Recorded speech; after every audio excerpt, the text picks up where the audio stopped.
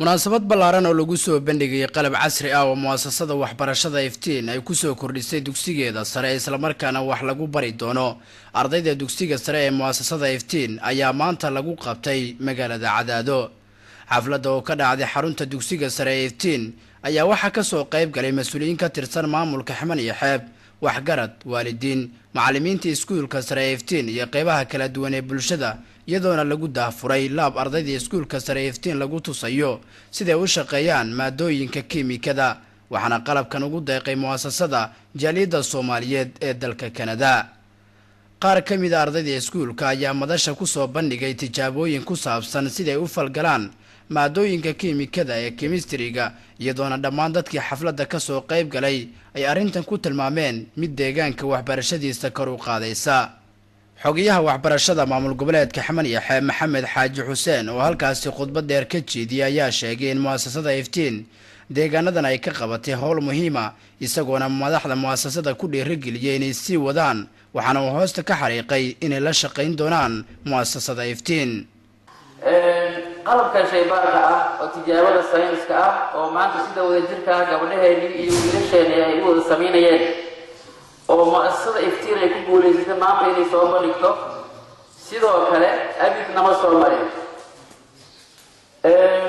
isku dayga hirdaboolista ugu dhowaan waxbarashada maamul qaybaha uu ka taliyo maamul goboleedka Xaman iyo Xeeb oo ugu dhowaan aad u malaysid inay meel kasta labadii gobolba ay tageen iftiin, sidaan oo kale muassasad la mid ah oo isku dayday ama hirgelisay intaan oo kale ma aanan arkin.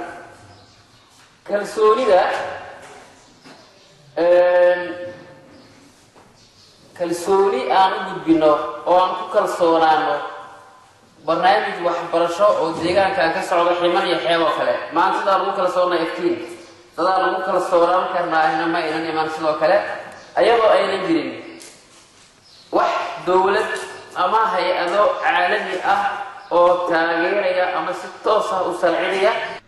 ugu dambeyn waxaa xafladda ka hadlay ustaad Cabdullaahi Sheekh Xasan Maxamuud oo ah madaxa qaybta waxbarashada gobolada dhexe ee muassasada iftiin, isagoo sheegay inay hay-adan waxbarasho aas-aaseen dhalinyaro da'yar ah oo qurbaha ku nool, ayna ka go'an tahay inay horumariso waxbarashada iyo inay wax ka qabato adeegyada kale ee bulshada sida caafimaadka.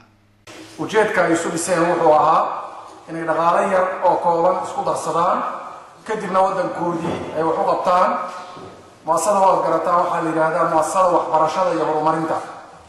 maadaama dalka horumarin aysan imaan karin aqoon la-aan, waxay go-aan ku gaareen inay marka ugu horeysa wax ka qabtaan waxbarashada.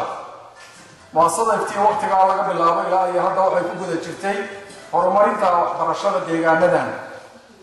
waxay samaysay oo iskooladooda gaarsiisay, haddaan warkeyga soo gaabiyo, 9 iskuul oo aada u waaweyn. 9kaa iskuul waxaa dhiganaya arday aada u fara badan oo kuwa wiilashaahi tirsigoodu uu yahay 1,164 wiil, gabdhuhuna 1,164 wiil, gabdhuhuna ay yihiin 1,201.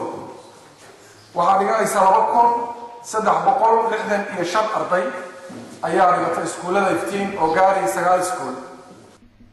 si kastaba haatee qalabkan ay maanta soo bandhigtay muassasada waxbarashada iftiin ee wax lagu bari doono ardayda dugsiyada sare ee muassasada ayaa waxa uu qayb ka yahay dadaalka ay muassasada ugu jirto sidii ay waxbarashada u gaarsiin lahayd dhalinta Soomaaliyeed ee aan helin waxbarashada sanadihii ugu dambeeyay. Mukhtaar Xuseen Maalin, Telefishinka Universal, magaalada